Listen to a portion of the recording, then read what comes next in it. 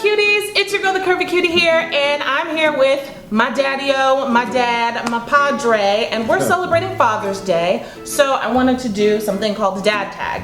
Some of you know Dad Tag, some of you don't. It's just a series of questions that YouTubers ask their parents, dads or moms, and we'll see what the results are. For all of you dads out there, happy Father's Day. For all you mothers out there, happy Father's Day. For you two single moms out there, for the aunts who take care of their kids, for the uncles, happy Father's Day to everybody. Happy Father's Day to everybody.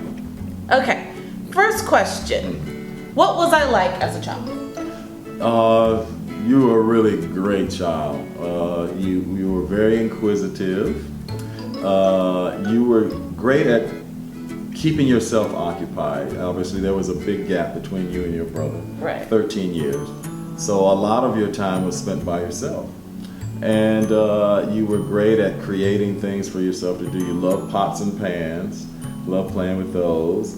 You liked playing with your dolls and making doll houses and all that. But you were a great kid. You're always very sensitive. You were a lot of fun. You were a lot of fun. All the pictures we have of you always got, you were making faces and grinning and laughing and stuff. So yeah, you were a good kid. All right. See, you heard it here first. I was a good kid. I was a good kid.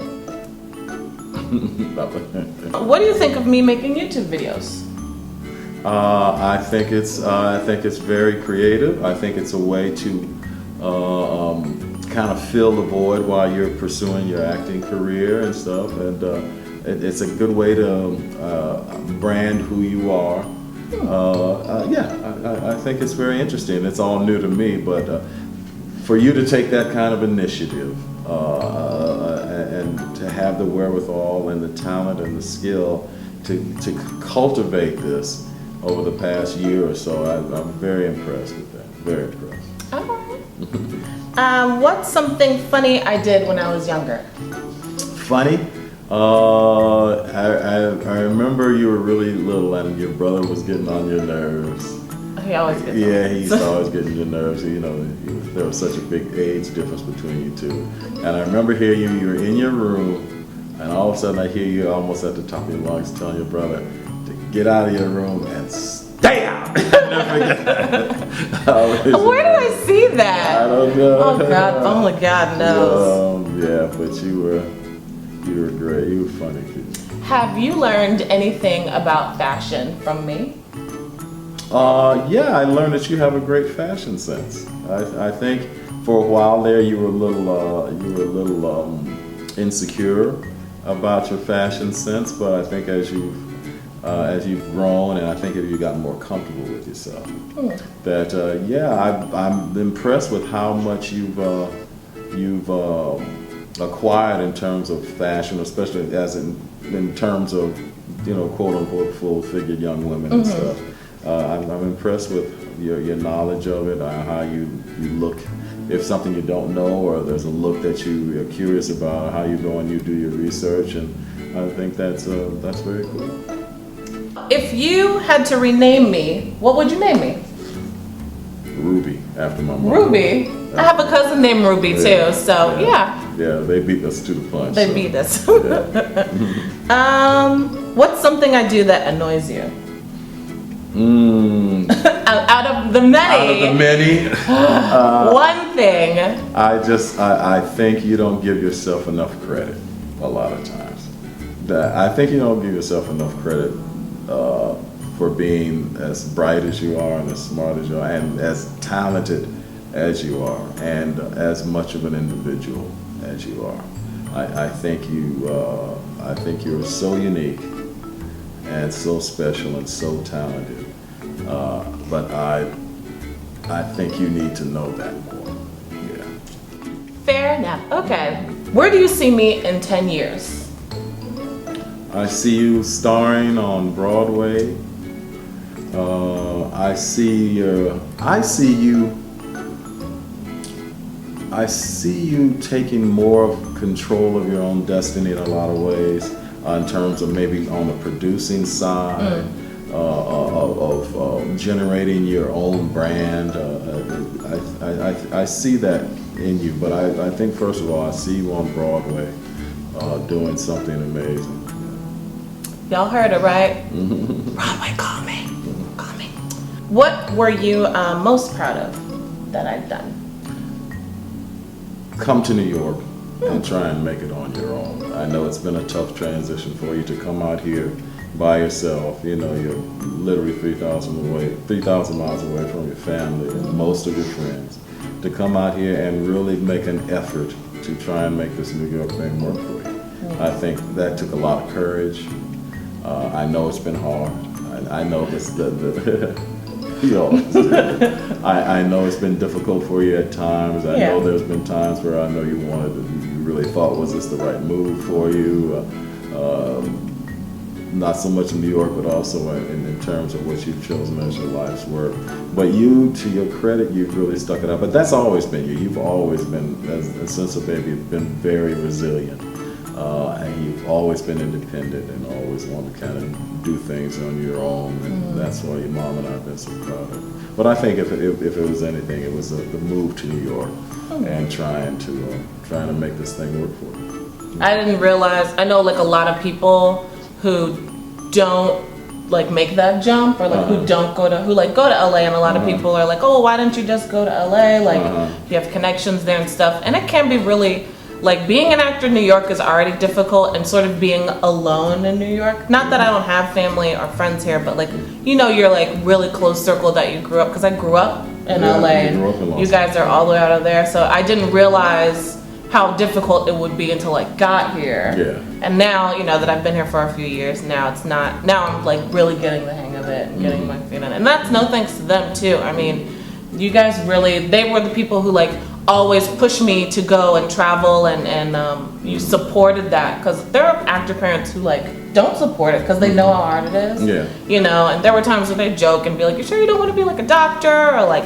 you know, something that is more lucrative and like financially stable, I guess. But I attribute, I guess, my courage to you guys and like doing that job. Thank you. Well, thank you. I think that was in you already. I think you, from very, very early on, very young age, you always showed a lot of independence.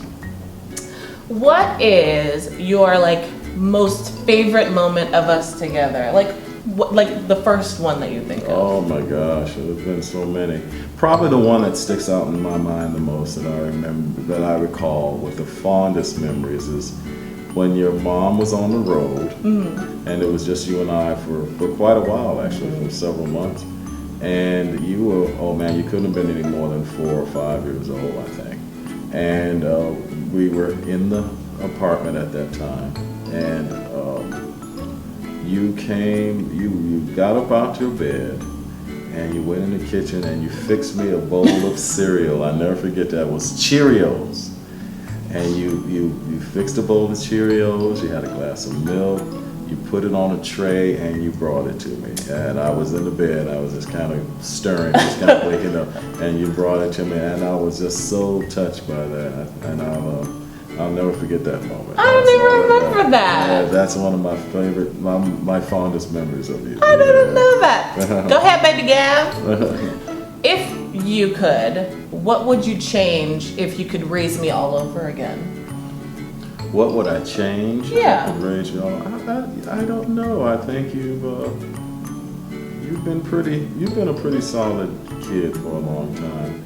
I think if anything, probably communicating better, you know, us talking more.